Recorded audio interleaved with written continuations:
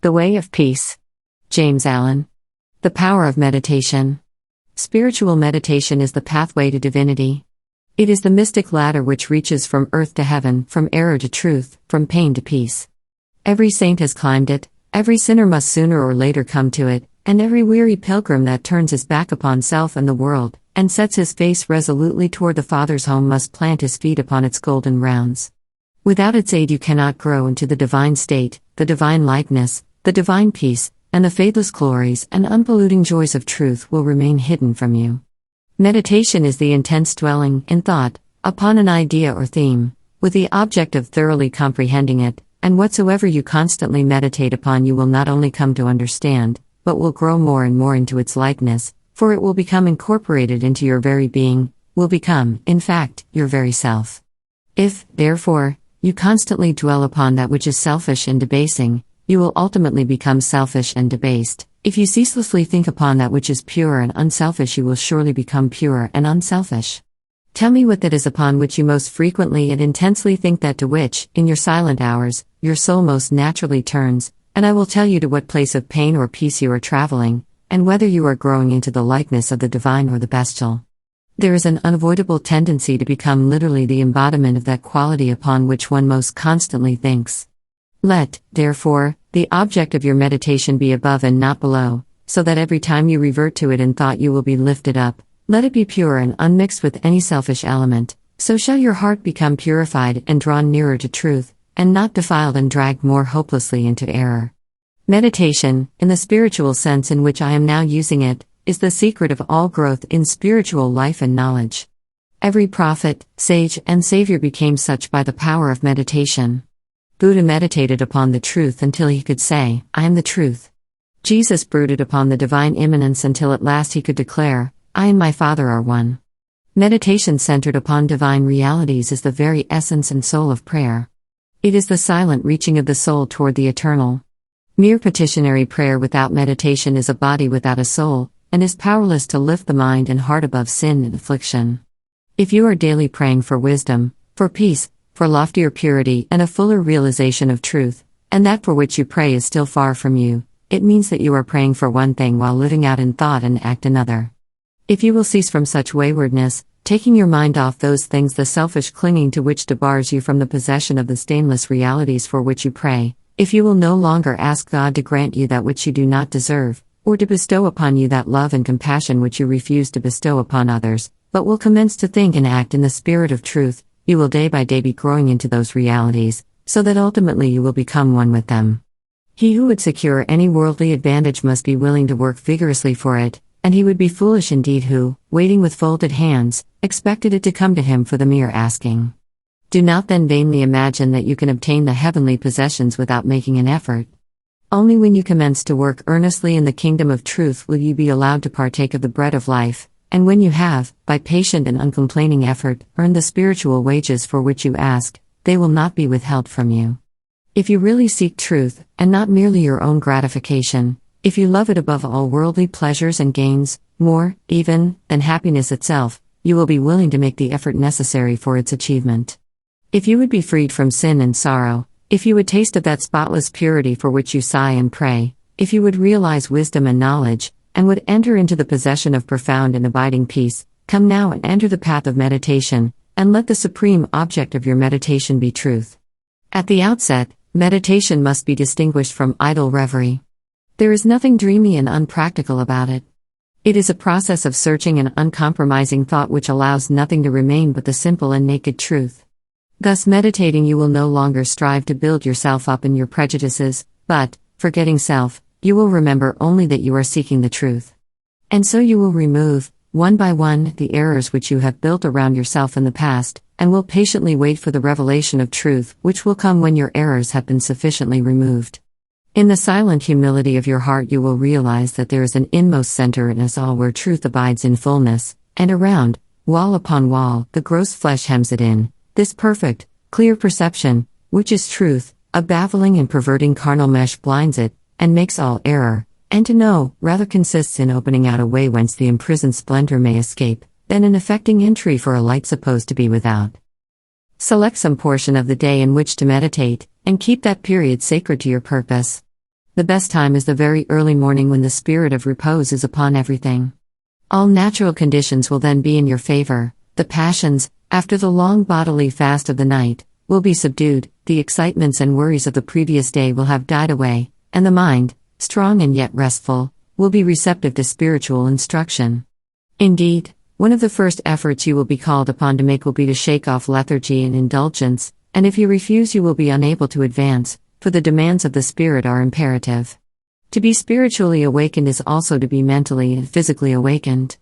The sluggard and the self-minded indulgent can have no knowledge of truth.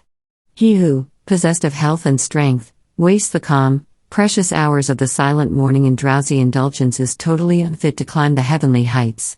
He whose awakening consciousness has become alive to its lofty possibilities, who is beginning to shake off the darkness of ignorance in which the world is enveloped, rises before the stars have ceased their vigil, and, grappling with the darkness within his soul, strives, by holy aspiration, to perceive the light of truth while the unawakened world dreams on. The heights by great men reached and kept, were not attained by sudden flight, but they, while their companions slept, were toiling upward in the night. No saint, no holy man, no teacher of truth ever lived who did not rise early in the morning. Jesus habitually rose early, and climbed the solitary mountains to engage in holy communion. Buddha always rose an hour before sunrise and engaged in meditation, and all his disciples were enjoined to do the same. If you have to commence your daily duties at a very early hour, and are thus debarred from giving the early morning to systematic meditation, try to give an hour at night, and should this, by the length and laboriousness of your daily task be denied you, you need not despair, for you may turn your thoughts upward in holy meditation in the intervals of your work, or in those few idle minutes which you now waste in aimlessness, and should your work be of that kind which becomes by practice automatic, you may meditate while engaged upon it. That eminent Christian saint and philosopher, Jacob Boehme, realized his vast knowledge of divine things whilst working long hours as a shoemaker. In every life there is time to think, and the busiest, the most laborious is not shut out from aspiration and meditation. Spiritual meditation and self-minded discipline are inseparable. You will, therefore, commence to meditate upon yourself so as to try and understand yourself, for, remember, the great object you will have in view will be the complete removal of all your errors in order that you may realize truth. You will begin to question your motives, thoughts, and acts, comparing them with your ideal, and endeavoring to look upon them with a calm and impartial eye.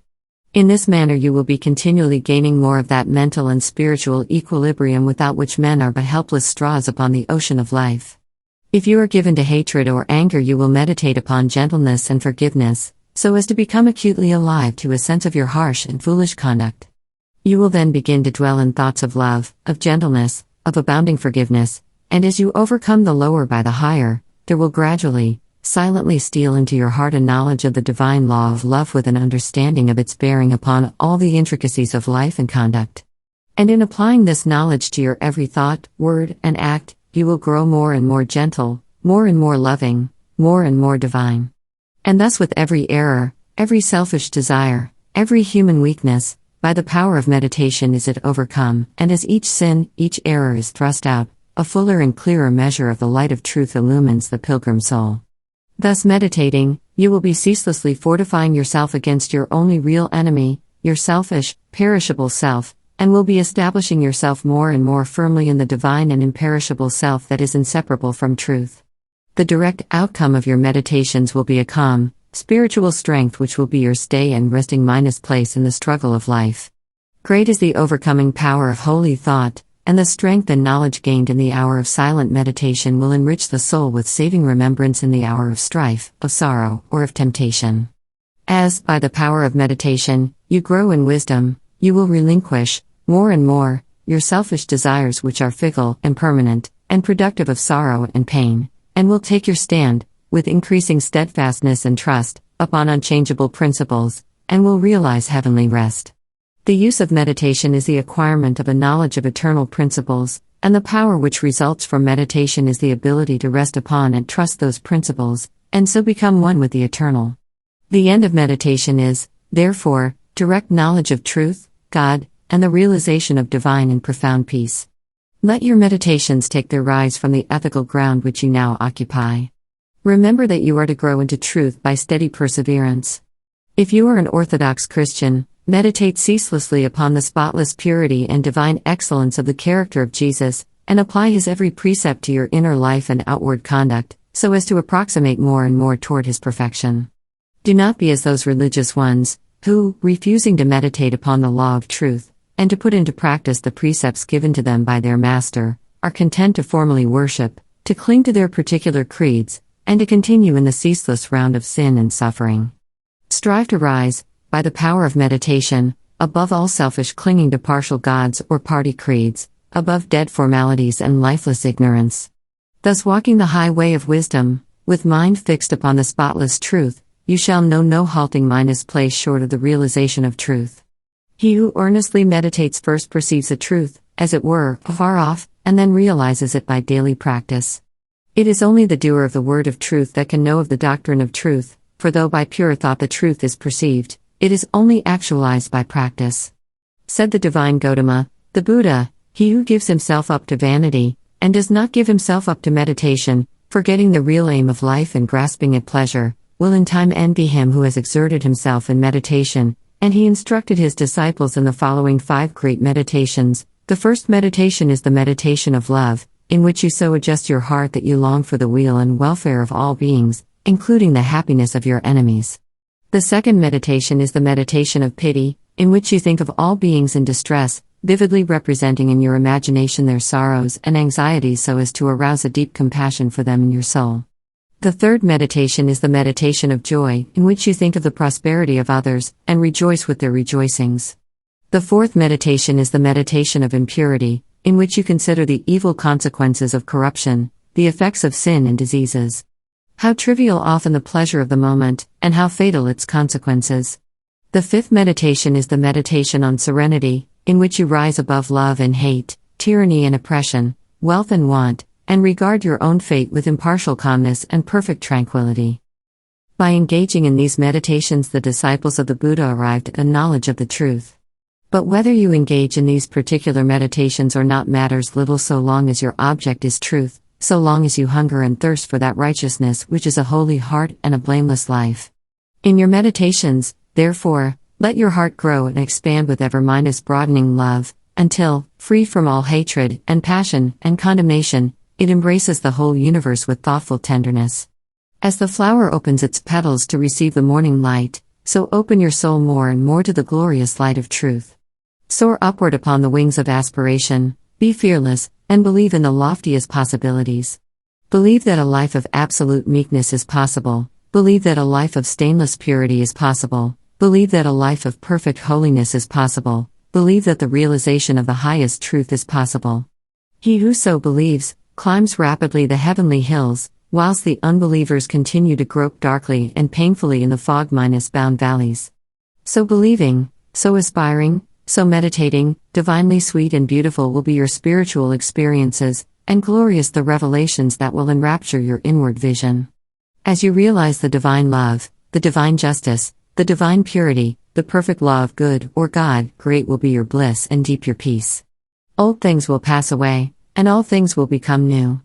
The veil of the material universe, so dense and impenetrable to the eye of error, so thin and gauzy to the eye of truth, will be lifted and the spiritual universe will be revealed. Time will cease, and you will live only in eternity. Change and mortality will no more cause you anxiety and sorrow, for you will become established in the unchangeable, and will dwell in the very heart of immortality. Star of wisdom, star that of the birth of Vishnu, birth of Krishna, Buddha, Jesus, told the wise ones, heavenward looking, waiting, watching for thy gleaming in the darkness of the night-time, in the starless gloom of midnight, shining herald of the coming of the kingdom of the righteous, teller of the mystic story of the lowly birth of Godhead in the stable of the passions, in the manger of the mind-soul, silent singer of the secret of compassion deep and holy to the heart with sorrow burdened, to the soul with waiting weary, star of all surpassing brightness, thou again dost deck the midnight, thou again dost cheer the wise ones watching in the creedal darkness, weary of the endless battle with the grinding blades of error, tired of lifeless, useless idols, of the dead forms of religions, spent with watching for thy shining, thou hast ended their despairing, thou hast lighted up their pathway, thou hast brought again the old truths to the hearts of all thy watchers. To the souls of them that love thee thou dost speak of joy and gladness, of the peace that comes of sorrow. Blessed are they that can see thee, weary wanderers in the night minus time, blessed they who feel the throbbing, in their bosoms feel the pulsing of a deep love stirred within them by the great power of thy shining. Let us learn thy lesson truly, learn it faithfully and humbly, learn it meekly, wisely, gladly, ancient star of holy Vishnu, light of Krishna, Buddha, Jesus. The two masters, self and truth. Upon the battlefield of the human soul, two masters are ever contending for the crown of supremacy, for the kingship and dominion of the heart, the master of self, called also the prince of this world, and the master of truth, called also the Father God. The master self is that rebellious one whose weapons are passion, pride, avarice, vanity, self-minus will, implements of darkness. The master truth is that meek and lowly one whose weapons are gentleness, patience, purity, sacrifice, humility, love, instruments of light. In every soul the battle is waged, and as a soldier cannot engage at once in two opposing armies, so every heart is enlisted either in the ranks of self or of truth. There is no half minus and minus half course, there is self and there is truth, where self is, truth is not, where truth is, self is not. Thus spake Buddha, the teacher of truth, and Jesus, the manifested Christ, declared that no man can serve two masters, for either he will hate the one and love the other, or else he will hold to the one and despise the other. Ye cannot serve God and mammon. Truth is so simple, so absolutely undeviating and uncompromising that it admits of no complexity, no turning, no qualification. Self is ingenious, crooked, and, governed by subtle and snaky desire, admits of endless turnings and qualifications, and the deluded worshippers of self vainly imagine that they can gratify every worldly desire, and at the same time possess the truth. But the lovers of truth worship truth with the sacrifice of self, and ceaselessly guard themselves against worldliness and self-minus seeking. Do you seek to know and to realize truth? Then you must be prepared to sacrifice, to renounce to the uttermost, for truth in all its glory can only be perceived and known when the last vestige of self has disappeared. The eternal Christ declared that he who would be his disciple must deny himself daily. Are you willing to deny yourself, to give up your lusts, your prejudices, your opinions? If so, you may enter the narrow way of truth, and find that peace from which the world is shut out. The absolute denial, the utter extinction of self is the perfect state of truth, and all religions and philosophies are but so many aids to this supreme attainment. Self is the denial of truth. Truth is the denial of self. As you let self die, you will be reborn in truth. As you cling to self, truth will be hidden from you. Whilst you cling to self, your path will be beset with difficulties, and repeated pains, sorrows, and disappointments will be your lot. There are no difficulties in truth, and coming to truth, you will be freed from all sorrow and disappointment. Truth in itself is not hidden and dark. It is always revealed and is perfectly transparent. But the blind and wayward self cannot perceive it. The light of day is not hidden except to the blind, and the light of truth is not hidden except to those who are blinded by self. Truth is the one reality in the universe, the inward harmony, the perfect justice, the eternal love. Nothing can be added to it, nor taken from it. It does not depend upon any man, but all men depend upon it. You cannot perceive the beauty of truth while you are looking out through the eyes of self. If you are vain, you will color everything with your own vanities. If lustful, your heart and mind will be so clouded with the smoke and flames of passion, that everything will appear distorted through them. If proud and opinionative, you will see nothing in the whole universe except the magnitude and importance of your own opinions. There is one quality which eminently distinguishes the man of truth from the man of self, and that is humility. To be not only free from vanity, stubbornness and egotism, but to regard one's own opinions as of no value, this indeed is true humility. He who is immersed in self regards his own opinions as truth, and the opinions of other men as error. But that humble truth-minus lover who has learned to distinguish between opinion and truth, regards all men with the eye of charity, and does not seek to defend his opinions against theirs, but sacrifices those opinions that he may love the more, that he may manifest the spirit of truth, for truth in its very nature is ineffable and can only be lived. He who has most of charity has most of truth. Men engage in heated controversies, and foolishly imagine they are defending the truth, when in reality they are merely defending their own petty interests and perishable opinions. The follower of self takes up arms against others. The follower of truth takes up arms against himself. Truth, being unchangeable and eternal, is independent of your opinion and of mine. We may enter into it, or we may stay outside, but both our defense and our attack are superfluous, and are hurled back upon ourselves. Men, enslaved by self, passionate, proud, and condemnatory, believe their particular creed or religion to be the truth, and all other religions to be error, and they proselytize with passionate ardor. There is but one religion, the religion of truth. There is but one error, the error of self. Truth is not a formal belief, it is an unselfish, holy, and aspiring heart, and he who has truth is at peace with all and cherishes all with thoughts of love. You may easily know whether you are a child of truth or a worshipper of self, if you will silently examine your mind, heart, and conduct. Do you harbor thoughts of suspicion, enmity, envy, lust, pride, or do you strenuously fight against these? If the former, you are chained to self, no matter what religion you may profess. If the latter, you are a candidate for truth, even though outwardly you may profess no religion. Are you passionate, self-willed, ever seeking to gain your own ends, self-indulgent, and self-centered, or are you gentle, mild, unselfish, quit of every form of self-indulgence, and are ever ready to give up your own? If the former, self is your master; if the latter, truth is the object of your affection. Do you strive for riches? Do you fight, with passion, for your party? Do you lust for power and leadership? Are you given to ostentation and self-minded praise? Or have you given up the love of riches? Have you relinquished all strife? Are you content to take the lowest place, and to be passed by unnoticed? And have you ceased to talk about yourself and to regard yourself with self-minded complacent pride? If the former, even though you may imagine you worship God, the God of your heart is self. If the latter, even though you may withhold your lips from worship, you are dwelling with the Most High. The signs by which the truth-minded lover is known are unmistakable. Hear the holy Krishna declare them, in Sir Edwin Arnold's beautiful rendering of the Bhagavad Gita. Fearlessness, singleness of soul, the will always to strive for wisdom, open hand and governed appetites, and piety and love of lonely study, humbleness, uprightness, he do injure not which lives truthfulness, slowness unto wrath, a mind that lightly letteth go what others prize, and equanimity, and charity which spieth no man's faults, and tenderness towards all that suffer, a contented heart, fluttered by no desires, a bearing mild, modest and grave, with manhood nobly mixed, with patience, fortitude and purity, an unrevengeful spirit, never given to rate itself too high, such be the signs, O Indian prince, of him whose feet are set on that fair path which leads to heavenly birth.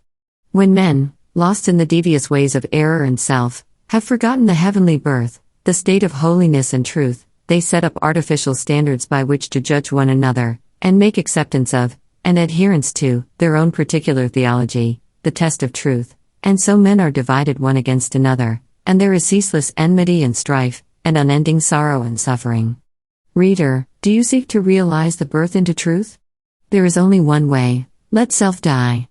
All those lusts, appetites, desires, opinions, limited conceptions and prejudices to which you have hitherto so tenaciously clung, let them fall from you. Let them no longer hold you in bondage, and truth will be yours. Cease to look upon your own religion as superior to all others, and strive humbly to learn the supreme lesson of charity. No longer cling to the idea, so productive of strife and sorrow, that the Savior whom you worship is the only Savior, and that the Savior whom your brother worships with equal sincerity and ardor is an impostor, but seek diligently the path of holiness, and then you will realize that every holy man is a Savior of mankind. The giving up of self is not merely the renunciation of outward things. It consists of the renunciation of the inward sin, the inward error.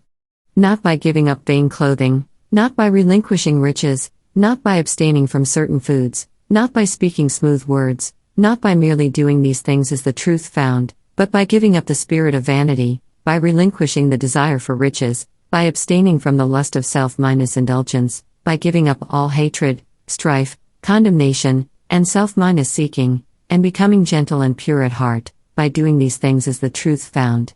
To do the former, and not to do the latter, is Pharisaism and hypocrisy, whereas the latter includes the former. You may renounce the outward world, and isolate yourself in a cave or in the depths of a forest, but you will take all your selfishness with you, and unless you renounce that, great indeed will be your wretchedness and deep your delusion.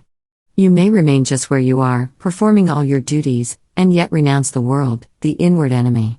To be in the world and yet not of the world is the highest perfection, the most blessed peace, is to achieve the greatest victory. The renunciation of self is the way of truth, therefore, enter the path. There is no grief like hate, no pain like passion, no deceit like sense. Enter the path, far hath he gone whose foot treads down one fond offense. As you succeed in overcoming self, you will begin to see things in their right relations. He who is swayed by any passion, prejudice, like or dislike, adjusts everything to that particular bias, and sees only his own delusions. He who is absolutely free from all passion, prejudice, preference, and partiality, sees himself as he is, sees others as they are, sees all things in their proper proportions and right relations. Having nothing to attack, nothing to defend, nothing to conceal, and no interests to guard, he is at peace. He has realized the profound simplicity of truth, for this unbiased, tranquil, blessed state of mind and heart is the state of truth. He who attains to it dwells with the angels, and sits at the footstool of the Supreme. Knowing the great law, knowing the origin of sorrow, knowing the secret of suffering, knowing the way of emancipation in truth, how can such a one engage in strife or condemnation? For though he knows that the blind, self-minded seeking world, surrounded with the clouds of its own illusions, and enveloped in the darkness of error and self, cannot perceive the steadfast light of truth, and is utterly incapable of comprehending the profound simplicity of the heart that has died, or is dying, to self, yet he also knows that when the suffering ages have piled up mountains of sorrow, the crushed and burdened soul of the world will fly to its final refuge, and that when the ages are completed, every prodigal will come back to the fold of truth. And so he dwells in goodwill toward all, and regards all with that tender compassion which a father bestows upon his wayward children. Men cannot understand truth because they cling to self, because they believe in and love self, because they believe self to be the only reality, whereas it is the one delusion. When you cease to believe in and love self, you will desert it, and will fly to truth, and will find the eternal reality. When men are intoxicated with the wines of luxury, and pleasure, and vanity, the thirst of life grows and deepens within them, and they delude themselves with dreams of fleshly immortality, but when they come to reap the harvest of their own sowing and pain and sorrow supervene, then, crushed and humiliated, relinquishing self and all the intoxications of self, they come, with aching hearts, to the one immortality, the immortality that destroys all delusions, the spiritual immortality in truth. Men pass from evil to good, from self to truth, through the dark gate of sorrow, for sorrow and self are inseparable. Only in the peace and bliss of truth is all sorrow vanquished. If you suffer disappointment because your cherished plans have been thwarted, or because someone has not come up to your anticipations, it is because you are clinging to self. If you suffer remorse for your conduct, it is because you have given way to self. If you are overwhelmed with chagrin and regret because of the attitude of someone else toward you, it is because you have been cherishing self. If you are wounded on account of what has been done to you or said of you, it is because you are walking in the painful way of self. All suffering is of self. All suffering ends in truth. When you have entered into and realized truth, you will no longer suffer disappointment, remorse, and regret, and sorrow will flee from you. Self is the only prison that can ever bind the soul. Truth is the only angel that can bid the gates unroll, and when he comes to call thee, arise and follow fast. His way may lie through darkness, but it leads to light at last. The woe of the world is of its own making. Sorrow purifies and deepens the soul, and the extremity of sorrow is the prelude to truth. Have you suffered much? Have you sorrowed deeply? Have you pondered seriously upon the problem of life? If so, you are prepared to wage war against self, and to become a disciple of truth. The intellectual who do not see the necessity for giving up self, frame endless theories about the universe and call them truth, but do thou pursue that direct line of conduct which is the practice of righteousness, and thou wilt realize the truth which has no place in theory, and which never changes. Cultivate your heart. Water it continually with unselfish love and deep felt pity, and strive to shut out from it all thoughts and feelings which are not in accordance with love. Return good for evil, love for hatred, gentleness for ill treatment, and remain silent when attacked. So shall you transmute all your selfish desires into the pure gold of love, and self will disappear in truth. So will you walk blamelessly among men, yoked with the easy yoke of lowliness, and clothed with the divine garment of humility. O come, weary brother. Thy struggling and striving end thou in the heart of the Master of Ruth. Across self's drear desert why wilt thou be driving, athirst for the quickening waters of truth, when here, by the path of thy searching and sinning, flows life's gladsome stream, lies love's oasis green? Come, turn thou and rest, Know the end and beginning, the sought and the searcher, the seer and seen. Thy master sits not in the unapproached mountains, nor dwells in the mirage which floats on the air, nor shalt thou discover his magical fountains in pathways of sand that encircle despair. In selfhood's dark desert cease wearily seeking the odorous tracks of the feet of thy king, and if thou wouldst hear the sweet sound of his speaking, be deaf to all voices that emptily sing. Flee the vanishing places, renounce all thou hast, leave all that thou lovest, and, naked and bare, thyself at the shrine of the innermost cast, the highest, the holiest, the changeless is there. Within, in the heart of the silence he dwelleth, leave sorrow and sin, leave thy wanderings sore, come bathe in his joy, whilst he, whispering, telleth thy soul what it seeketh, and wander no more. Then cease, weary brother, thy struggling and striving, find peace in the heart of the Master of Ruth. Across self's dark desert cease wearily driving, come, drink at the beautiful waters of truth. The acquirement of spiritual power. The world is filled with men and women seeking pleasure, excitement, novelty, seeking ever to be moved to laughter or tears, not seeking strength, stability, and power, but courting weakness, and eagerly engaged in dispersing what power they have. Men and women of real power and influence are few, because few are prepared to make the sacrifice necessary to the acquirement of power, and fewer still are ready to patiently build up character. To be swayed by your fluctuating thoughts and impulses is to be weak and powerless. To rightly control and direct those forces is to be strong and powerful. Men of strong animal passions have much of the ferocity of the beast, but this is not power. The elements of power are there, but it is only when this ferocity is tamed and subdued by the higher intelligence that real power begins, and men can only grow in power by awakening themselves to higher and ever higher states of intelligence and consciousness. The difference between a man of weakness and one of power lies not in the strength of the personal will, for the stubborn man is usually weak and foolish, but in that focus of consciousness which represents their states of knowledge. The pleasure-minded seekers, the lovers of excitement, the hunters after novelty, and the victims of impulse and hysterical emotion lack that knowledge of principles which gives balance, stability, and influence. A man commences to develop power when, checking his impulses and selfish inclinations, he falls back upon the higher and calmer consciousness within him, and begins to steady himself upon a principle. The realization of unchanging principles in consciousness is at once the source and secret of the highest power. When, after much searching, and suffering, and sacrificing, the light of an eternal principle dawns upon the soul, a divine calm ensues and joy unspeakable gladdens the heart. He who has realized such a principle ceases to wander and remains poised and self-mind is possessed. He ceases to be passion's slave, and becomes a master-minded builder in the temple of destiny. The man that is governed by self, and not by a principle, changes his front when his selfish comforts are threatened. Deeply intent upon defending and guarding his own interests, he regards all means as lawful that will subserve that end. He is continually scheming as to how he may protect himself against his enemies, being too self-centered to perceive that he is his own enemy. Such a man's work crumbles away, for it is divorced from truth and power. All effort that is grounded upon self perishes, only that work endures that is built upon an indestructible principle.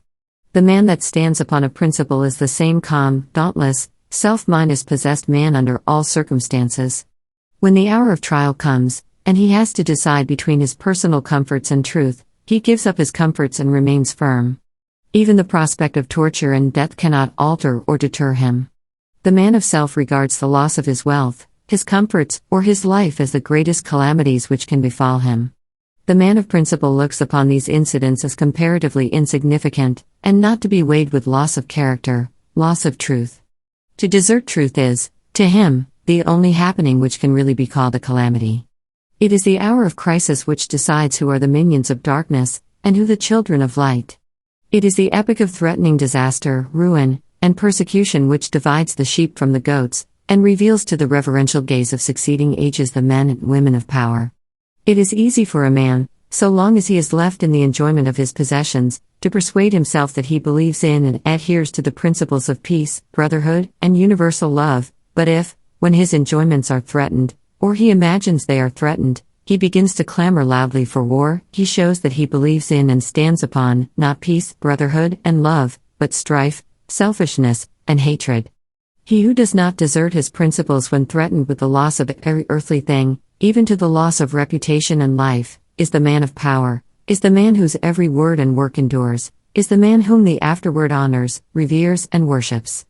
Rather than desert that principle of divine love on which he rested, and in which all his trust was placed, Jesus endured the utmost extremity of agony and deprivation, and today the world prostrates itself at his pierced feet in rapt adoration.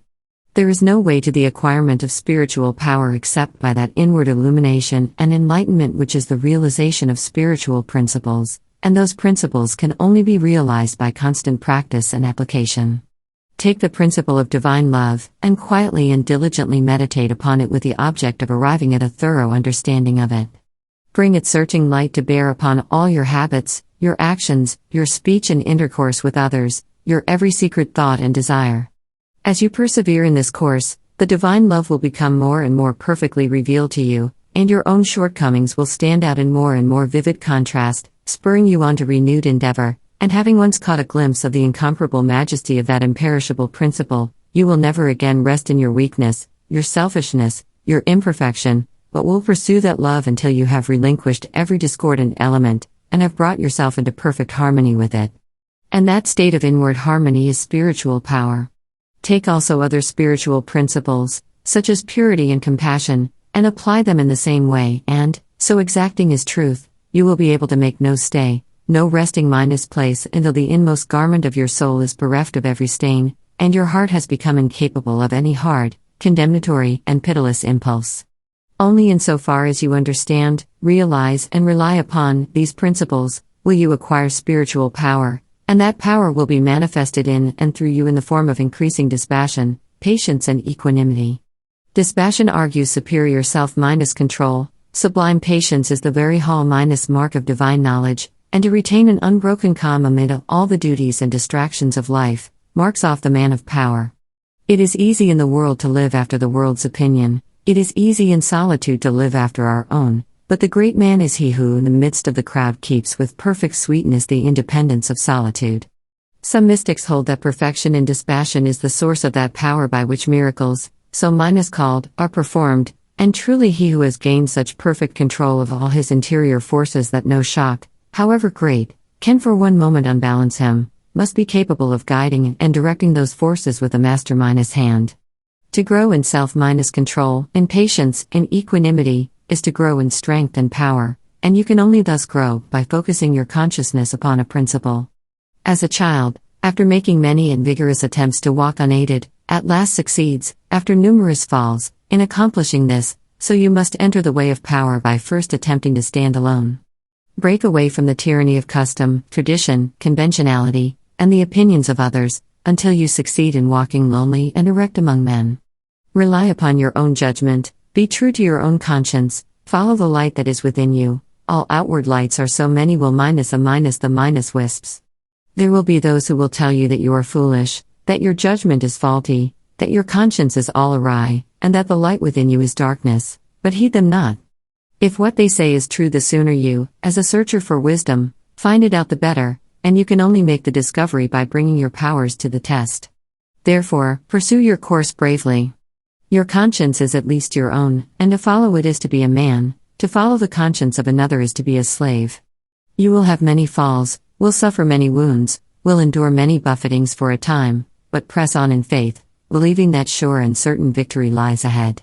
Search for a rock, a principle, and having found it, cling to it, get it under your feet and stand erect upon it, until at last, immovably fixed upon it, you succeed in defying the fury of the waves and storms of selfishness. For selfishness in any and every form is dissipation, weakness, death. Unselfishness in its spiritual aspect is conservation, power, life. As you grow in spiritual life, and become established upon principles, you will become as beautiful and as unchangeable as those principles, will taste of the sweetness of their immortal essence, and will realize the eternal and indestructible nature of the God within. No harmful shaft can reach the righteous man, standing erect amid the storms of hate, defying hurt and injury and ban, surrounded by the trembling slaves of fate. Majestic in the strength of silent power, serene he stands, nor changes not nor turns, patient and firm in suffering's darkest hour, time bends to him, and death and doom he spurns. Wrath's lurid lightnings round about him play, and hell's deep thunders roll about his head, yet heeds he not, For him they cannot slay who stands whence earth and time and space are fled. Sheltered by deathless love, what fear hath he? Armored in changeless truth, what can he know of loss and gain? Knowing eternity, he moves not whilst the shadows come and go. Call him immortal, call him truth and light and splendor of prophetic majesty who bideth thus amid the powers of night, clothed with the glory of divinity. The realization of selfless love. It is said that Michelangelo saw in every rough block of stone a thing of beauty awaiting the mastermind's hand to bring it into reality. Even so, within each there reposes the divine image awaiting the mastermind's hand of faith, and the chisel of patience to bring it into manifestation. And that divine image is revealed and realized as stainless, selfless love. Hidden deep in every human heart, though frequently covered up with a mass of hard and almost impenetrable accretions, is the spirit of divine love, whose holy and spotless essence is undying and eternal. It is the truth in man, it is that which belongs to the Supreme, that which is real and immortal. All else changes and passes away, this alone is permanent and imperishable, and to realize this love by ceaseless diligence in the practice of the highest righteousness, to live in it and to become fully conscious in it, is to enter into immortality here and now, is to become one with truth, one with God, one with the central heart of all things, and to know our own divine and eternal nature. To reach this love, to understand and experience it, one must work with great persistency and diligence upon his heart and mind, must ever renew his patience and keep strong his faith, for there will be much to remove, much to accomplish before the divine image is revealed in all its glorious beauty. He who strives to reach and to accomplish the divine will be tried to the very uttermost, and this is absolutely necessary, for how else could one acquire that sublime patience without which there is no real wisdom, no divinity? Ever and anon, as he proceeds, all his work will seem to be futile, and his efforts appear to be thrown away. Now and then a hasty touch will mar his image, and perhaps when he imagines his work is almost completed he will find what he imagined to be the beautiful form of divine love utterly destroyed, and he must begin again with his past bitter experience to guide and help him. But he who has resolutely set himself to realize the highest recognizes no such thing as defeat. All failures are apparent, not real. Every slip, every fall, every return to selfishness is a lesson learned, an experience gained, from which a golden grain of wisdom is extracted, helping the striver toward the accomplishment of his lofty object. To recognize that of our vices we can frame a ladder if we will but tread beneath our feet each deed of shame, is to enter the way that leads unmistakably toward the divine, and the failings of one who thus recognizes are so many dead selves, upon which he rises, as upon stepping minus stones, to higher things. Once come to regard your failings, your sorrows and sufferings as so many voices telling you plainly where you are weak and faulty, where you fall below the true and the divine, you will then begin to ceaselessly watch yourself, and every slip, every pang of pain will show you where you are to set to work, and what you have to remove out of your heart in order to bring it nearer to the likeness of the divine, nearer to the perfect love. And as you proceed, day by day detaching yourself more and more from the inward selfishness, the love that is selfless will gradually become revealed to you. And when you are growing patient and calm, when your petulances, tempers, and irritabilities are passing away from you, and the more powerful lusts and prejudices cease to dominate and enslave you, then you will know that the divine is awakening within you, that you are drawing near to the eternal heart, that you are not far from that selfless love, the possession of which is peace and immortality. Divine love is distinguished from human loves in this supremely important particular: it is free from partiality. Human loves cling to a particular object to the exclusion of all else, and when that object is removed, great and deep is the resultant suffering to the one who loves. Divine love embraces the whole universe, and, without clinging to any part, yet contains within itself the whole, and he who comes to it by gradually purifying it and broadening his human loves until all the selfish and impure elements are burnt out of them, ceases from suffering. It is because human loves are narrow and confined and mingled with selfishness that they cause suffering. No suffering can result from that love which is so absolutely pure that it seeks nothing for itself. Nevertheless, human loves are absolutely necessary as steps toward the divine, and no soul is prepared to partake of divine love until it has become capable of the deepest and most intense human love. It is only by passing through human loves and human sufferings that divine love is reached and realized. All human loves are perishable like the forms to which they cling, but there is a love that is imperishable, and that does not cling to appearances. All human loves are counterbalanced by human hates, but there is a love that admits of no opposite or reaction, divine and free from all taint of self, that sheds its fragrance on all alike. Human loves are reflections of the divine love, and draw the soul nearer to the reality, the love that knows neither sorrow nor change. It is well that the mother, clinging with passionate tenderness to the little helpless form of flesh that lies on her bosom, should be overwhelmed with the dark waters of sorrow when she sees it laid in the cold earth. It is well that her tears should flow and her heart ache, for only thus can she be reminded of the evanescent nature of the joys and objects of sense, and be drawn nearer to the eternal and imperishable reality. It is well that lover, brother, sister, husband, wife should suffer deep anguish, and be enveloped in gloom when the visible object of their affections is torn from them, so that they may learn to turn their affections toward the invisible source of all, where alone abiding satisfaction is to be found.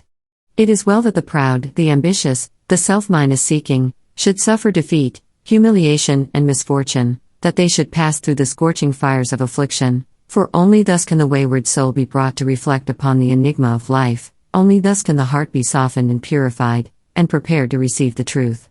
When the sting of anguish penetrates the heart of human love, when gloom and loneliness and desertion cloud the soul of friendship and trust, then it is that the heart turns toward the sheltering love of the eternal, and finds rest in its silent peace. And whosoever comes to this love is not turned away comfortless, is not pierced with anguish nor surrounded with gloom, and is never deserted in the dark hour of trial. The glory of divine love can only be revealed in the heart that is chastened by sorrow, and the image of the heavenly state can only be perceived and realized when the lifeless, formless accretions of ignorance and self are hewn away. Only that love that seeks no personal gratification or reward, that does not make distinctions, and that leaves behind no heartaches, can be called divine. Men, clinging to self and to the comfortless shadows of evil, are in the habit of thinking of divine love as something belonging to a God who is out of reach, as something outside themselves, and that must forever remain outside. Truly, the love of God is ever beyond the reach of self, but when the heart and mind are emptied of self, then the selfless love, the supreme love, the love that is of God or good becomes an inward and abiding reality. And this inward realization of holy love is none other than the love of Christ that is so much talked about and so little comprehended. The love that not only saves the soul from sin, but lifts it also above the power of temptation. But how may one attain to this sublime realization? The answer which truth has always given, and will ever give to this question is, empty thyself and I will fill thee. Divine love cannot be known until self is dead, for self is the denial of love, and how can that which is known be also denied? Not until the stone of self is rolled away from the sepulchre of the soul does the immortal Christ, the pure spirit of love, hitherto crucified, dead and buried, cast off the bands of ignorance, and come forth in all the majesty of his resurrection. You believe that the Christ of Nazareth was put to death and rose again. I do not say you err in that belief, but if you refuse to believe that the gentle spirit of love is crucified daily upon the dark cross of your selfish desires, then, I say, you err in this unbelief, and have not yet perceived, even afar off, the love of Christ. You say that you have tasted of salvation in the love of Christ. Are you saved from your temper, your irritability, your vanity, your personal dislikes, your judgment and condemnation of others? If not, from what are you saved, and wherein have you realized the transforming love of Christ? He who has realized the love that is divine has become a new man, and has ceased to be swayed and dominated by the old elements of self. He is known for his patience, his purity, his self-minded control, his deep charity of heart, and his unalterable sweetness. Divine or selfless love is not a mere sentiment or emotion, it is a state of knowledge which destroys the dominion of evil and the belief in evil, and lifts the soul into the joyful realization of the supreme good. To the divinely wise, knowledge and love are one and inseparable. It is toward the complete realization of this divine love that the whole world is moving. It was for this purpose that the universe came into existence, and every grasping at happiness, every reaching out of the soul toward objects, ideas and ideals, is an effort to realize it. But the world does not realize this love at present because it is grasping at the fleeting shadow and ignoring, in its blindness, the substance. And so suffering and sorrow continue and must continue until the world, taught by its self-minded inflicted pains, discovers the love that is selfless, the wisdom that is calm and full of peace. And this love, this wisdom, this peace, this tranquil state of mind and heart may be attained to, may be realized by all who are willing and ready to yield up self, and who are prepared to humbly enter into a comprehension of all that the giving up of self involves. There is no arbitrary power in the universe, and the strongest chains of fate by which men are bound are self-mind is forged. Men are chained to that which causes suffering because they desire to be so, because they love their chains, because they think their little dark prison of self is sweet and beautiful, and they are afraid that if they desert that prison they will lose all that is real and worth having. Ye suffer from yourselves, none else compels, none other holds ye that ye live and die. And the indwelling power which forged the chains and built around itself the dark and narrow prison, can break away when it desires and wills to do so, and the soul does will to do so when it has discovered the worthlessness of its prison, when long suffering has prepared it for the reception of the boundless light and love. As the shadow follows the form, and as smoke comes after fire, so effect follows cause, and suffering and bliss follow the thoughts and deeds of men. There is no effect in the world around us but has its hidden or revealed cause, and that cause is in accordance with absolute justice. Men reap a harvest of suffering because in the near or distant past they have sown the seeds of evil. They reap a harvest of bliss also as a result of their own sowing of the seeds of good. Let a man meditate upon this, let him strive to understand it, and he will then begin to sow only seeds of good, and will burn up the tares and weeds which he has formerly grown in the garden of his heart. The world does not understand the love that is selfless because it is engrossed in the pursuit of its own pleasures, and cramped within the narrow limits of perishable interests, mistaking, in its ignorance, those pleasures and interests for real and abiding things. Caught in the flames of fleshly lusts, and burning with anguish, it sees not the pure and peaceful beauty of truth. Feeding upon the swinish husks of error and self-minus delusion, it is shut out from the mansion of all minus seeing love. Not having this love, not understanding it, men institute innumerable reforms which involve no inward sacrifice, and each imagines that his reform is going to right the world forever, while he himself continues to propagate evil by engaging it in his own heart. That only can be called reform which tends to reform the human heart, for all evil has its rise there, and not until the world, ceasing from selfishness and party strife, has learned the lesson of divine love, will it realize the golden age of universal blessedness. Let the rich cease to despise the poor, and the poor to condemn the rich. Let the greedy learn how to give, and the lustful how to grow pure. Let the partisan cease from strife, and the uncharitable begin to forgive. Let the envious endeavor to rejoice with others, and the slanderers grow ashamed of their conduct. Let men and women take this course, and, lo, the golden age is at hand. He, therefore, who purifies his own heart is the world's greatest benefactor. Yet, though the world is, and will be for many ages to come, shut out from that age of gold, which is the realization of selfless love, you, if you are willing, may enter it now, by rising above your selfish self, if you will pass from prejudice, hatred, and condemnation, to gentle and forgiving love. Where hatred, dislike, and condemnation are, selfless love does not abide. It resides only in the heart that has ceased from all condemnation. You say, how can I love the drunkard, the hypocrite, the sneak, the murderer? I am compelled to dislike and condemn such men. It is true you cannot love such men emotionally, but when you say that you must perforce dislike and condemn them, you show that you are not acquainted with the great over-minus ruling love, for it is possible to attain to such a state of interior enlightenment as will enable you to perceive the train of causes by which these men have become as they are, to enter into their intense sufferings, and to know the certainty of their ultimate purification. Possessed of such knowledge, it will be utterly impossible for you any longer to dislike or condemn them, and you will always think of them with perfect calmness and deep compassion. If you love people and speak of them with praise until they in some way thwart you, or do something of which you disapprove, and then you dislike them and speak of them with dispraise, you are not governed by the love which is of God. If, in your heart, you are continually arraigning and condemning others, selfless love is hidden from you. He who knows that love is at the heart of all things, and has realized the all-sufficing power of that love, has no room in his heart for condemnation. Men, not knowing this love, constitute themselves judge and executioner of their fellows, forgetting that there is the eternal judge and executioner, and in so far as men deviate from them in their own views, their particular reforms and methods, they brand them as fanatical, unbalanced, lacking judgment, sincerity, and honesty. In so far as others approximate to their own standard do they look upon them as being everything that is admirable. Such are the men who are centered in self. But he whose heart is centered in the supreme love does not so brand and classify men, does not seek to convert men to his own views, not to convince them of the superiority of his methods. Knowing the law of love, he lives it, and maintains the same calm attitude of mind and sweetness of heart toward all. The debased and the virtuous, the foolish and the wise, the learned and the unlearned, the selfish and the unselfish receive alike the benediction of his tranquil thought. You can only attain to this supreme knowledge, this divine love, by unremitting endeavor in self-discipline, and by gaining victory over yourself. Only the pure in heart see God, and when your heart is sufficiently purified you will enter into the new birth, and the love that does not die, nor change, nor end in pain and sorrow will be awakened within you, and you will be at peace.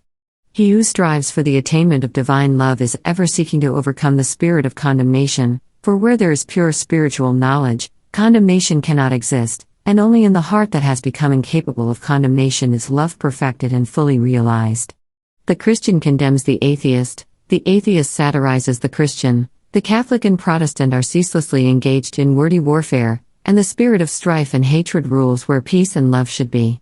He that hateth his brother is a murderer, a crucifier of the divine spirit of love, and until you can regard men of all religions and of no religion with the same impartial spirit, with all freedom from dislike, and with perfect equanimity, you have yet to strive for that love which bestows upon its possessor freedom and salvation.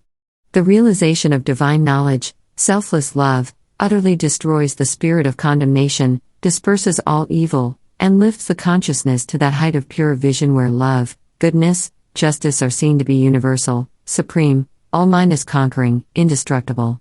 Train your mind in strong, impartial, and gentle thought, train your heart in purity and compassion, train your tongue to silence and to true and stainless speech, so shall you enter the way of holiness and peace, and shall ultimately realize the immortal love. So living, without seeking to convert, you will convince, without arguing, you will teach, not cherishing ambition, the wise will find you out, and without striving to gain men's opinions, you will subdue their hearts. For love is all-conquering, all-powerful, and the thoughts, and deeds, and words of love can never perish. To know that love is universal, supreme, all-sufficing, to be freed from the trammels of evil, to be quit of the inward unrest, to know that all men are striving to realize the truth each in his own way, to be satisfied, sorrowless, serene, this is peace, this is gladness, this is immortality, this is divinity, this is the realization of selfless love. I stood upon the shore and saw the rocks resist the onslaught of the mighty sea, and when I thought how all the countless shocks they had withstood through an eternity, I said, to wear away this solid main the ceaseless efforts of the waves are vain. But when I thought how the rocks had rent, and saw the sand and shingles at my feet, poor passive remnants of resistance spent, tumbled and tossed where the waters meet, then saw I ancient landmarks neath the waves, and knew the waters held the stones their slaves. I saw the mighty work the waters wrought by patient softness and unceasing flow, how they the proudest promontory brought unto their feet, and massy hills laid low, how the soft drops the adamantine wall conquered at last, and brought it to its fall.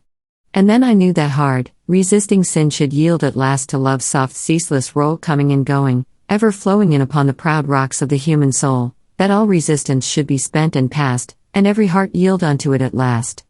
Entering into the infinite from the beginning of time, man, in spite of his bodily appetites and desires, in the midst of all his clinging to earthly and impermanent things, has ever been intuitively conscious of the limited, transient, and illusionary nature of his material existence, and in his sane and silent moments has tried to reach out into a comprehension of the infinite, and has turned with tearful aspiration toward the restful reality of the eternal heart.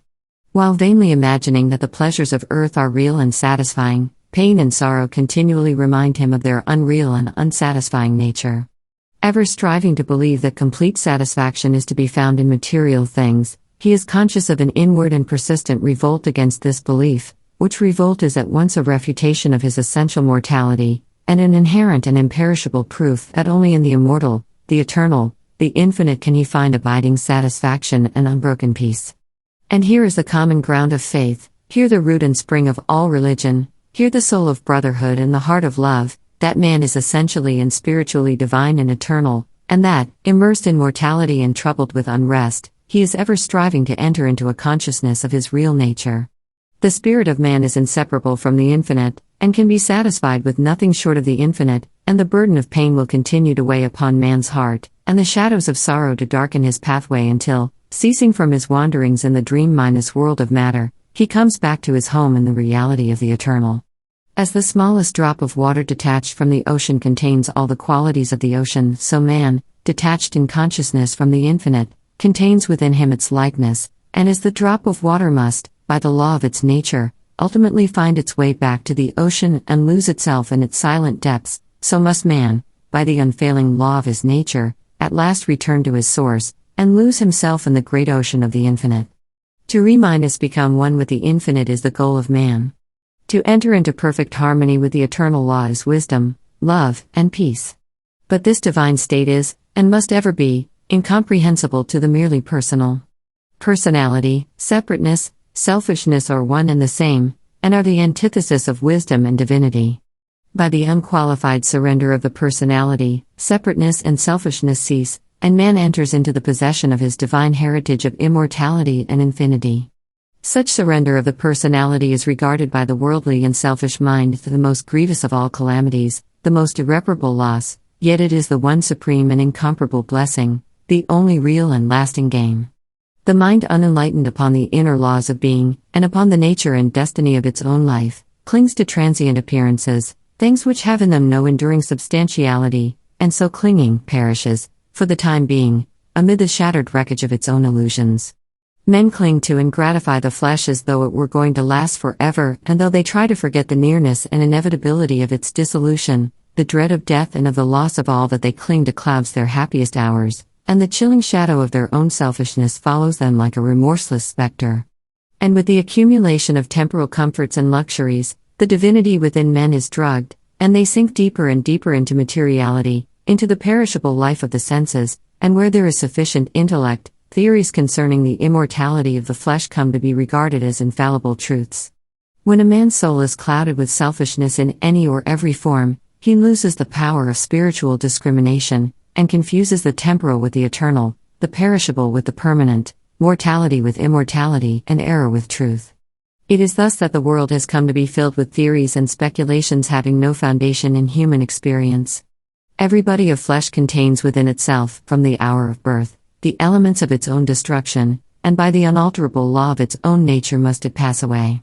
The perishable in the universe can never become permanent, the permanent can never pass away, the mortal can never become immortal, the immortal can never die, the temporal cannot become eternal nor the eternal become temporal, appearance can never become reality, nor reality fade into appearance, error can never become truth, nor can truth become error. Man cannot immortalize the flesh, but, by overcoming the flesh, by relinquishing all its inclinations, he can enter the region of immortality. God alone hath immortality, and only by realizing the God state of consciousness does man enter into immortality. All nature in its myriad forms of life is changeable, impermanent, unenduring. Only the informing principle of nature endures. Nature is many, and is marked by separation. The informing principle is one, and is marked by unity. By overcoming the senses and the selfishness within, which is the overcoming of nature, man emerges from the chrysalis of the personal and illusory, and wings himself into the glorious light of the impersonal, the region of universal truth, out of which all perishable forms come. Let men, therefore, practice self-minded denial, let them conquer their animal inclinations, let them refuse to be enslaved by luxury and pleasure, let them practice virtue and grow daily into high and ever higher virtue, until at last they grow into the divine, and enter into both the practice and the comprehension of humility, meekness, forgiveness, compassion, and love, which practice and comprehension constitute divinity. Good-mindedness will gives insight, and only he who has so conquered his personality that he has but one attitude of mind, that of good-mindedness will, toward all creatures, is possessed of divine insight, and is capable of distinguishing the true from the false. The supremely good man is, therefore, the wise man, the divine man, the enlightened seer, the knower of the eternal. Where you find unbroken gentleness, enduring patience, sublime lowliness, graciousness of speech, self-minded control, self-minded forgetfulness, and deep and abounding sympathy, look there for the highest wisdom, seek the company of such a one, for he has realized the divine, he lives with the eternal, he has become one with the infinite.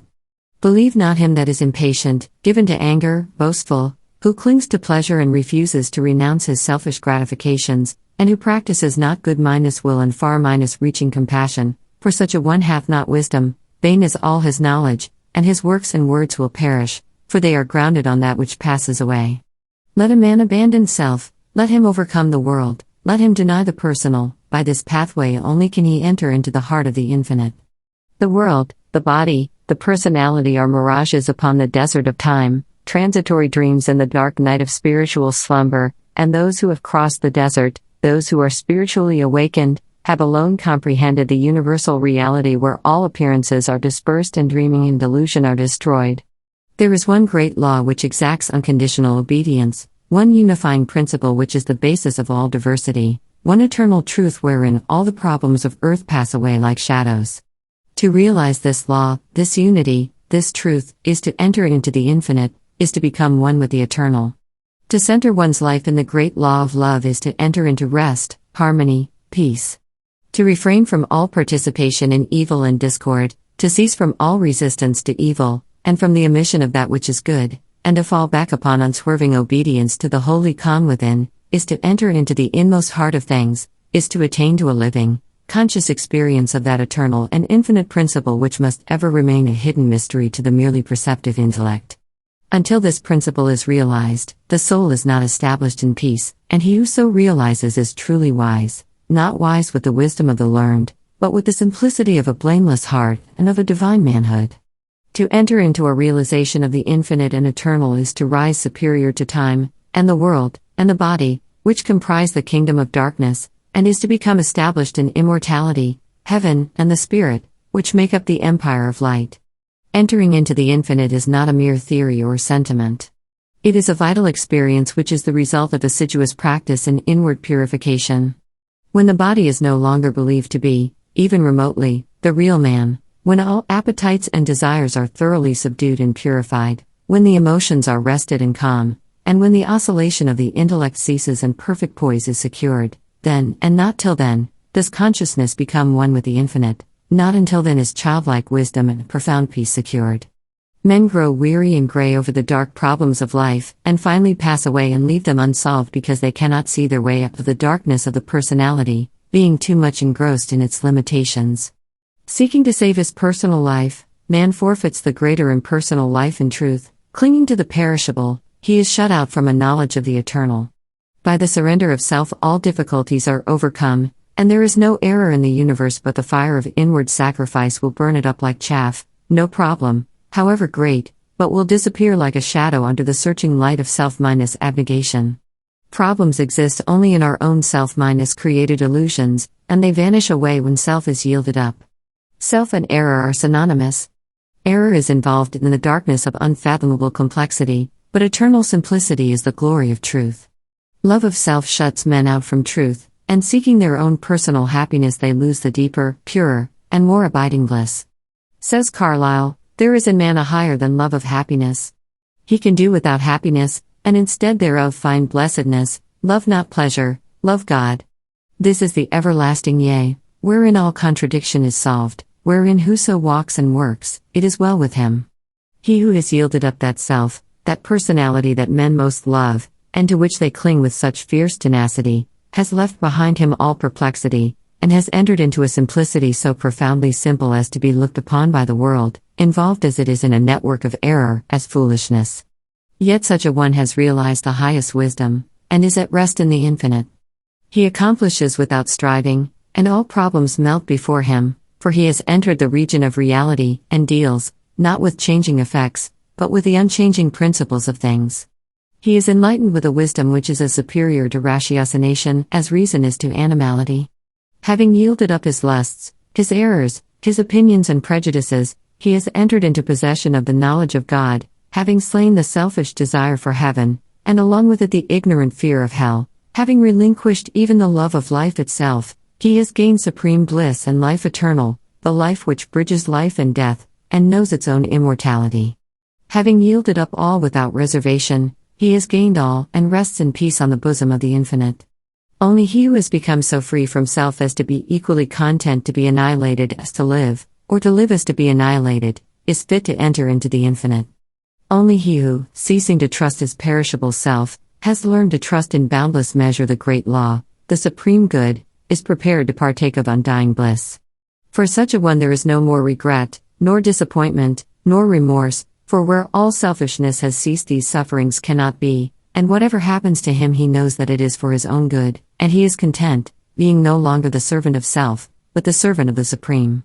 He is no longer affected by the changes of earth, And when he hears of wars and rumors of wars, his peace is not disturbed, and where men grow angry and cynical and quarrelsome, he bestows compassion and love. Though appearances may contradict it, he knows that the world is progressing, and that through its laughing and its weeping, through its living and its keeping, through its follies and its labors, weaving in and out of sight, to the end from the beginning, through all virtue and all sinning, reeled from God's great spool of progress, runs the golden thread of light. When a fierce storm is raging, none are angered about it, because they know it will quickly pass away, and when the storms of contention are devastating the world, the wise man, looking with the eye of truth and pity, knows that it will pass away, and that out of the wreckage of broken hearts which it leaves behind the immortal temple of wisdom will be built. Sublimely patient, infinitely compassionate, deep, silent, and pure, his very presence is a benediction, and when he speaks men ponder his words in their hearts, and by them rise to higher levels of attainment. Such is he who has entered into the infinite, who by the power of utmost sacrifice has solved the sacred mystery of life. Questioning life and destiny and truth, I sought the dark and labyrinthine Sphinx, who spake to me this strange and wondrous thing: concealment only lies in blinded eyes, and God alone can see the form of God.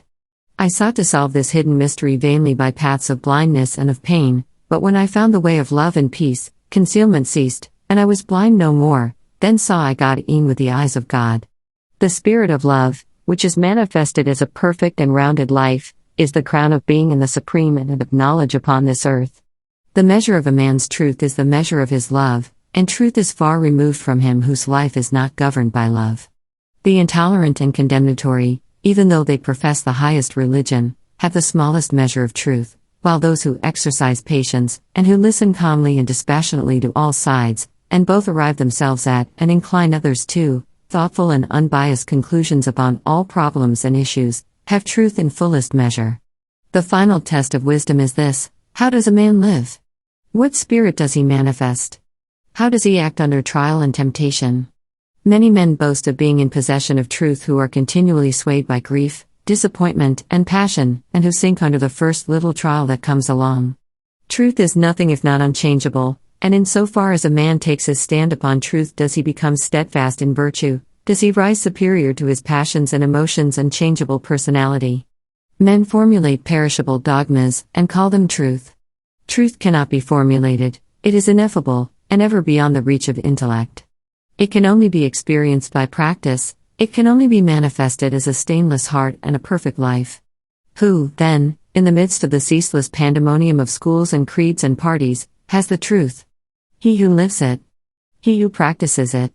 He who, having risen above that pandemonium by overcoming himself, no longer engages in it, but sits apart, quiet, subdued, calm, and self-possessed, freed from all strife, all bias, all condemnation, and bestows upon all the glad and unselfish love of the divinity within him. He who is patient, calm, gentle, and forgiving under all circumstances, manifests the truth.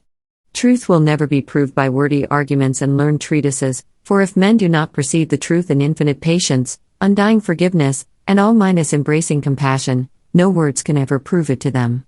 It is an easy matter for the passionate to be calm and patient when they are alone, or are in the midst of calmness. It is equally easy for the uncharitable to be gentle and kind when they are dealt kindly with, but he who retains his patience and calmness under all trial, who remains sublimely meek and gentle under the most trying circumstances, he, and he alone, is possessed of the spotless truth.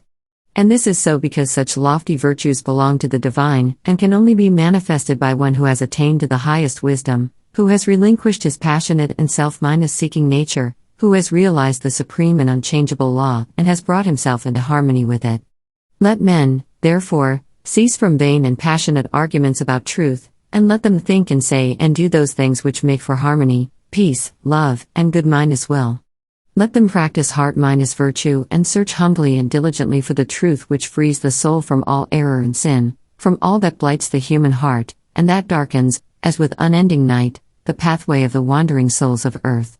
There is one great all-embracing law which is the foundation and cause of the universe, the law of love.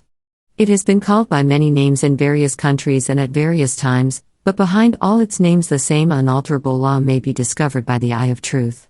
Names, religions, personalities pass away, but the law of love remains.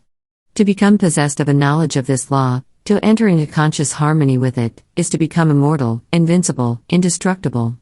It is because of the effort of the soul to realize this law that men come again and again to live, to suffer, and to die, and when realized, suffering ceases, personality is dispersed, and the fleshly life and death are destroyed, for consciousness becomes one with the eternal.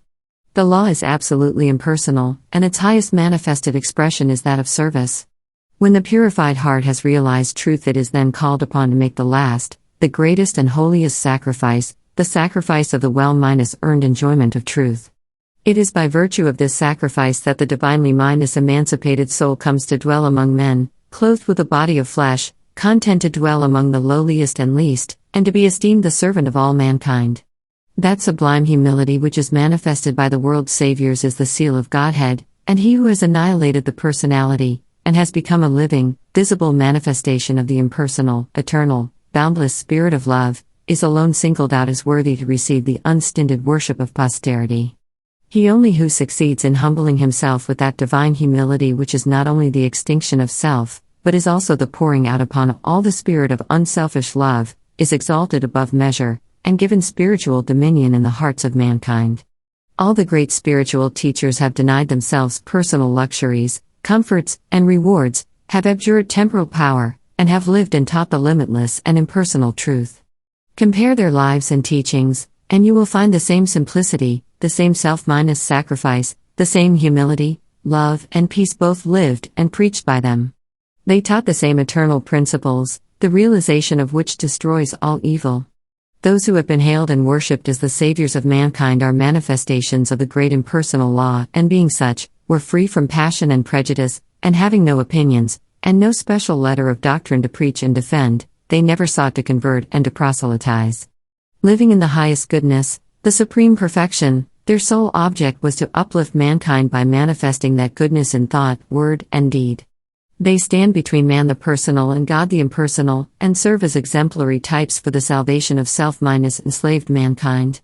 Men who are immersed in self, and who cannot comprehend the goodness that is absolutely impersonal, deny divinity to all saviors except their own, and thus introduce personal hatred and doctrinal controversy, and, while defending their own particular views with passion, look upon each other as being heathens or infidels, and so render null and void, as far as their lives are concerned, the unselfish beauty and holy grandeur of the lives and teachings of their own masters.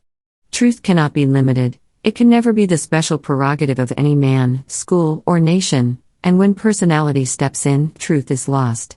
The glory alike of the saint, the sage, and the Savior is this, that he has realized the most profound lowliness, the most sublime unselfishness, having given up all, even his own personality. All his works are holy and enduring, for they are freed from every taint of self. He gives, yet never thinks of receiving. He works without regretting the past or anticipating the future, and never looks for reward. When the farmer has tilled and dressed his land and put in the seed, he knows that he has done all that he can possibly do, and that now he must trust to the elements, and wait patiently for the course of time to bring about the harvest, and that no amount of expectancy on his part will affect the result.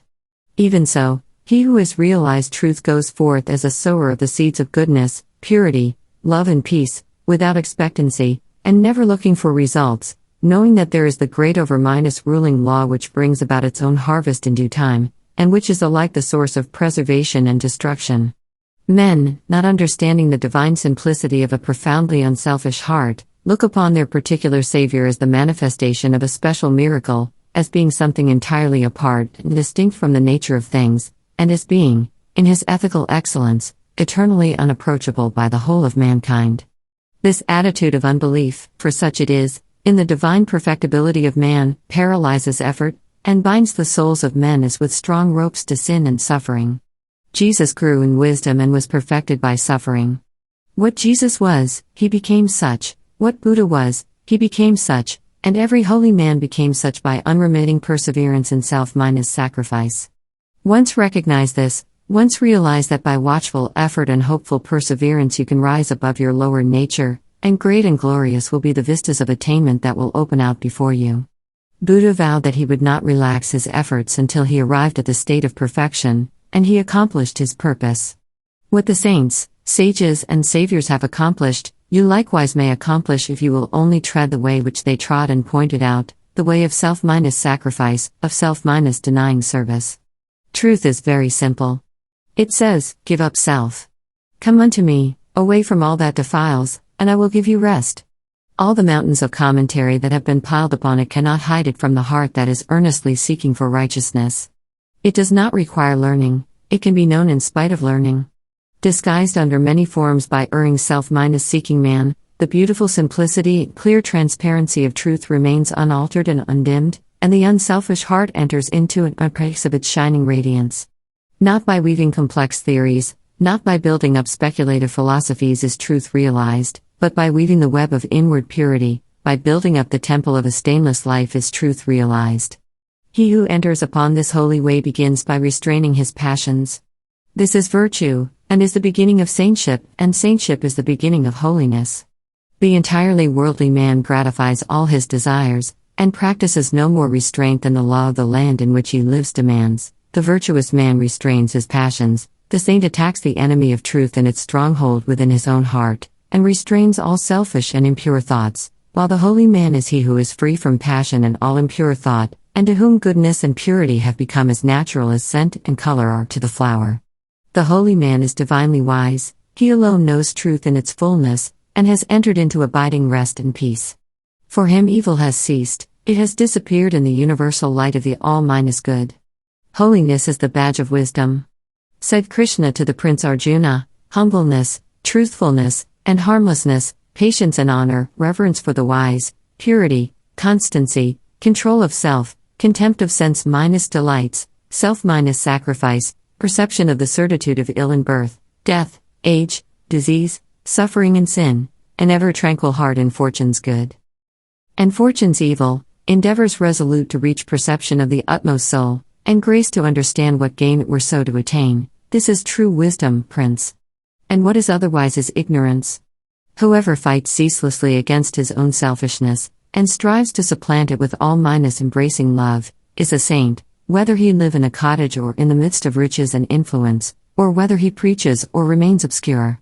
To the worldling, who is beginning to aspire towards higher things, the saint, such as a sweet Saint Francis of Assisi, or a conquering Saint Anthony, is a glorious and inspiring spectacle. To the saint, an equally enrapturing sight is that of the sage, sitting serene and holy, the conqueror of sin and sorrow, no more tormented by regret and remorse, and whom even temptation can never reach, and yet even the sage is drawn on by a still more glorious vision, that of the Savior actively manifesting his knowledge in selfless works, and rendering his divinity more potent for good by sinking himself in the throbbing, sorrowing, aspiring heart of mankind. And this only is true service, to forget oneself in love towards all, to lose oneself in working for the whole. O thou vain and foolish man, who thinkest that thy many works can save thee, who, chained to all error, talkest loudly of thyself, thy work, and thy many sacrifices, and magnifiest thine own importance, know this, that though thy fame fill the whole earth, all thy work shall come to dust, and thou thyself be reckoned lower than the least in the kingdom of truth. Only the work that is impersonal can live, the works of self are both powerless and perishable. Where duties, howsoever humble, are done without self-minus interest, and with joyful sacrifice, there is true service and enduring work. Where deeds, however brilliant and apparently successful, are done from love of self, there is ignorance of the law of service, and the work perishes.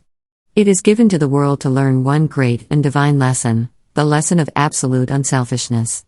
The saints, sages and saviors of all time are they who have submitted themselves to this task, and have learned and lived it. All the scriptures of the world are framed to teach this one lesson, all the great teachers reiterate it. It is too simple for the world which, scorning it, stumbles along in the complex ways of selfishness. A pure heart is the end of all religion and the beginning of divinity. To search for this righteousness is to walk the way of truth and peace, and he who enters this way will soon perceive that immortality which is independent of birth and death, and will realize that in the divine economy of the universe the humblest effort is not lost. The divinity of a Krishna, a Gautama, or a Jesus is the crowning glory of self-minus abnegation, the end of the soul's pilgrimage in matter and mortality, and the world will not have finished its long journey until every soul has become as these, and has entered into the blissful realization of its own divinity. Great glory crowns the heights of hope by arduous struggle won, bright honor rounds the hoary head that mighty works hath done, fair riches come to him who strives in ways of golden gain. And fame enshrines his name who works with genius minus glowing brain, but greater glory waits for him who, in the bloodless strife 'gainst self and wrong, adopts, in love, the sacrificial life, and brighter honor rounds the brow of him who, mid the scorns of blind idolaters of self, accepts the crown of thorns, and fairer purer riches come to him who greatly strives to walk in ways of love and truth to sweeten human lives, and he who serveth while mankind exchanges fleeting fame for light eternal, joy and peace and robes of heavenly flame. The realization of perfect peace in the external universe. There is ceaseless turmoil, change, and unrest. At the heart of all things there is undisturbed repose. In this deep silence dwelleth the eternal. Man partakes of this duality, and both the surface change and disquietude and the deep seated eternal abode of peace are contained within him. As there are silent depths in the ocean which the fiercest storm cannot reach, so there are silent, holy depths in the heart of man which the storms of sin and sorrow can never disturb. To reach this silence and to live consciously in it is peace. Discord is rife in the outward world, but unbroken harmony holds sway at the heart of the universe. The human soul, torn by discordant passion and grief, reaches blindly toward the harmony of the sinless state, and to reach this state and to live consciously in it is peace. Hatred severs human lives, fosters persecution, and hurls nations into ruthless war, yet men, though they do not understand why, retain some measure of faith in the overshadowing of a perfect love, and to reach this love and to live consciously in it is peace. And this inward peace, this silence, this harmony, this love, is the kingdom of heaven, which is so difficult to reach because few are willing to give up themselves and to become as little children. Heaven's gate is very narrow and minute, it cannot be perceived by foolish men blinded by vain illusions of the world. E'en the clear is sighted who discern the way and seek to enter, find the portal barred, and hard to be unlocked. Its massive bolts are pride and passion, avarice and lust. Men cry peace. Peace. Where there is no peace, but on the contrary, discord, disquietude and strife. Apart from that wisdom which is inseparable from self-renunciation, there can be no real and abiding peace. The peace which results from social comfort, passing gratification, or worldly victory is transitory in its nature, and is burned up in the heat of fiery trial. Only the peace of heaven endures through all trial, and only the selfless heart can know the peace of heaven. Holiness alone is undying peace. Self-control leads to it, and the ever-increasing light of wisdom guides the pilgrim on his way. It is partaken of in a measure as soon as the path of virtue is entered upon, but it is only realized in its fullness when self disappears in the consummation of a stainless life. This is peace, to conquer love of self and lust of life, to tear deep rooted passion from the heart to still the inward strife. If, O reader, you would realize the light that never fades, the joy that never ends, and the tranquility that cannot be disturbed, if you would leave behind forever your sins, your sorrows, your anxieties and perplexities, if, I say, you would partake of this salvation, this supremely glorious life, then conquer yourself. Bring every thought, every impulse, every desire into perfect obedience to the divine power resident within you. There is no other way to peace but this, and if you refuse to walk it, your much praying and your strict adherence to ritual will be fruitless and unavailing, and neither gods nor angels can help you. Only to him that overcometh is given the white stone of the regenerate life, on which is written the new and ineffable name. Come away, for a while, from external things, from the pleasures of the senses, from the arguments of the intellect, from the noise and the excitements of the world, and withdraw yourself into the inmost chamber of your heart, and there, free from the sacrilegious intrusion of all selfish desires, you will find a deep silence, a holy calm, a blissful repose, and if you will rest a while in that holy place, and will meditate there, the faultless eye of truth will open within you, and you will see things as they really are. This holy place within you is your real and eternal self, it is the divine within you, and only when you identify yourself with it can you be said to be clothed and in your right mind. It is the abode of peace, the temple of wisdom, the dwelling place of immortality. Apart from this inward resting place, this mount of vision, there can be no true peace, no knowledge of the divine, and if you can remain there for 1 minute, 1 hour, or 1 day, it is possible for you to remain there always. All your sins and sorrows, your fears and anxieties are your own, and you can cling to them or you can give them up. Of your own accord you cling to your unrest, of your own accord you can come to abiding peace. No one else can give up sin for you, you must give it up yourself. The greatest teacher can do no more than walk the way of truth for himself, and point it out to you, you yourself must walk it for yourself. You can obtain freedom and peace alone by your own efforts, by yielding up that which binds the soul, and which is destructive of peace. The angels of divine peace and joy are always at hand, and if you do not see them, and hear them, and dwell with them, it is because you shut yourself out from them, and prefer the company of the spirits of evil within you. You are what you will to be, what you wish to be, what you prefer to be. You can commence to purify yourself, and by so doing can arrive at peace, or you can refuse to purify yourself, and so remain with suffering. Step aside, then, come out of the fret and the fever of life, away from the scorching heat of self, and enter the inward resting mindless place where the cooling airs of peace will calm, renew, and restore you. Come out of the storms of sin and anguish. Why be troubled and tempest-minded tossed when the haven of peace of God is yours? Give up all self-minded seeking, give up self, and lo, the peace of God is yours. Subdue the animal within you, conquer every selfish uprising, every discordant voice, transmute the base metals of your selfish nature into the unalloyed gold of love, and you shall realize the life of perfect peace. Thus subduing, thus conquering, thus transmuting, you will, O reader, while living in the flesh, cross the dark waters of mortality, and will reach that shore upon which the storms of sorrow never beat, and where sin and suffering and dark uncertainty cannot come. Standing upon that shore, holy, compassionate, awakened, and self-minded possessed and glad with unending gladness, you will realize that never the Spirit was born, the Spirit will cease to be never, never was time it was not, end and beginning are dreams, birthless and deathless and changeless remaineth the Spirit forever, death hath not touched it at all, dead though the house of it seems. You will then know the meaning of sin, of sorrow, of suffering, and that the end thereof is wisdom, will know the cause and the issue of existence. And with this realization you will enter into rest, for this is the bliss of immortality, this the unchangeable gladness, this the untrammeled knowledge, undefiled wisdom, and undying love, this, and this only, is the realization of perfect peace. O thou who wouldst teach men of truth! Hast thou passed through the desert of doubt? Art thou purged by the fires of sorrow? Hath Ruth the fiends of opinion cast out of thy human heart? Is thy soul so fair that no false thought can ever harbor there? O thou who wouldst teach men of love! Hast thou passed through the place of despair? Hast thou wept through the dark night of grief? Does it move, now freed from its sorrow and care, thy human heart to pitying gentleness, looking on wrong, and hate, and ceaseless stress? O thou who wouldst teach men of peace! Hast thou crossed the wide ocean of strife? Hast thou found on the shores of the silence, release from all the wild unrest of life? From thy human heart hath all striving gone, leaving but truth, and love, and peace alone?